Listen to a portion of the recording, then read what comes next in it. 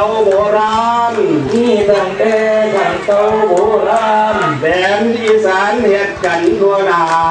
แดนอีสานเฮ็ดกันทั่วหน้าย้อนเสือว่านอบน้อมต่อแทนย้อนเสือว่านอบน้อมต่อแทนอยู่ในแดนสวรรค์สันฟ้าอยู่ในแดนสวรรค์สันฟ้าผู้ค่อยผ่าปล่อยน้ำปล่อยฝนค่อยผ่าปล่อยน้ำปล่อยฝนไม่คนทำหน้ากาหวานไม่คนทำหน้ากาหวานอยู่ในยานพื้นโลกโลกาอยู่ในยานพื้นโลกโลกาเขาเลยมาทำกันสืบทอดเขาเลยมาทำกันสืบทอดจนมาหอดในปัจจุบันจนมาหอดในปัจจุบันเลยพากันสืบสานเอาไว้เลยพากันสืบสานเอาไว้กำหนดให้มือ5 มิถุนายนให้มือ5 มิถุนายนชาวประชา17 หมู่บ้านชาวประชา17 หมู่บ้านอยู่ในยาบ้านพื้นที่พ้นสูงอยู่ในยานพื้นที่พ้นสูงทั้งป่าลุงร่วมพ้นขันใหญ่ทั้งป่าลุงร่วมพ้นขันใหญ่เฮ็ดบุญไว้ตามประเพณีบุญไว้ตามประเพณีจัดให้มีบั้งไฟประกวดจัดให้มีบั้งไฟประกวดเพื่อโอ้อวดความสวยความงามเพื่อโอ้อวดสวยความงามเฮ็ดมาตามขบวนฟ้อนแห่เฮ็ดมาตามขบวนฟ้อนแห่เริ่มตั้งแต่น้องแต่ของเฮาเริ่มตั้งแต่น้องแต่ของเฮาพอได้เศร้าน้ำทางอาดลาดพอได้เศร้าน้ำทางอาดลาดยั่วและญาติทอดโชคคำนวยยั่วและญาติทอดโชคคำนวยสาวสวยๆบอนแดบอนแดน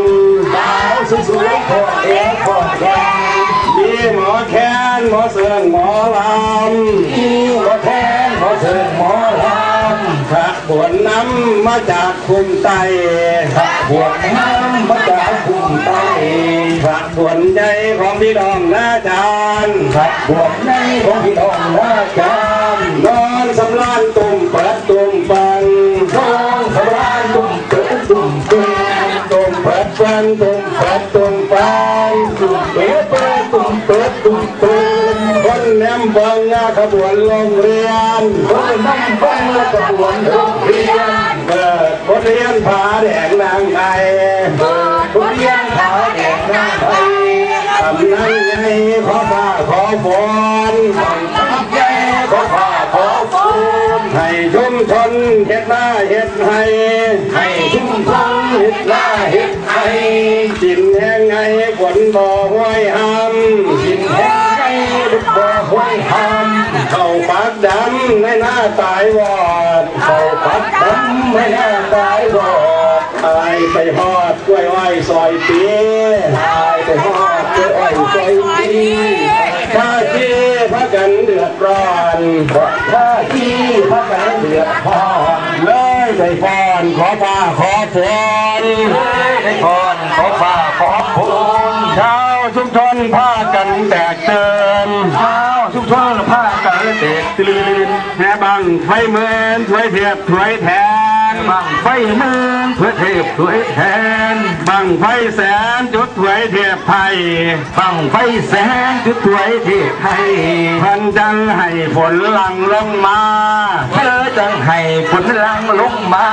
ชาวประชาบ่อึดบ่อยากชาวประชาบ่อึดบ่อยากบ่ทุกข์บ่อยากในอยู่หากินบ่ทุกข์บ่อยากในอยู่หากินมีทรัพย์สินในดินในน้ำมีทรัพย์สินในดินในน้ำจึงได้ย้ำเรื่องประเพณีจึงได้ย้ำเรื่องประเพณีสามัคคีร่วมกันพี่น้องสามัคคีร่วมกันพี่น้องพี่และน้องของหีดของธรรมพี่และน้องของหีดของธรรมนายกนำพัฒนาตุ่มไผ่มายกนำพัฒนาตุ่ม ไก่ สืบต่อไว้เป็นประเพณี สืบต่อไว้ถึงประเพณี เป็นวิธีขอฟ้าขอฝน เป็นพิธีขอฝ่าขอคุณ ของหมู่คนทำให้ทำนา ของบุคคลทำให้ทำนา พร้อมกันว่าขอพระญาแทน พร้อมกันมาขอพระย่าแทน อยู่เมืองแมนสวรรค์สันฟ้า อยู่เมืองแมนสวรรค์สันฟ้า พวกผู้ข้าขอถวายวังไฟ พวกข้าขอถวายบังไฟ บังใหญ่ๆตำบลพลสูง บังใหญ่ๆตำบลพลสูง ทั้งป่าลงถวายแถบไทย ทั้งตะลุงถวายเทพไทย เพื่อให้ได้สมปรารถนา เพื่อให้ได้สมปรารถนา น้ำในนาให้ไหลเหลือล้น น้ำในนาให้ไหลเหลือล้น ส่งผลให้เขากล้างอกงาม ส่งผลให้เขากล้างอกงาม เป็นไปตามฤดูการฝนฝนทรง เดี๋ยวไปตามฤดูฝนทรง ขอยุติลงสำนี ขอยืนลงสมี ปีหน้าพุ่นจังค่อยพอพบกันพี่น้องเอ้ย สวัสดีครับสวัสดีขอบคุณครับแต่ละคำ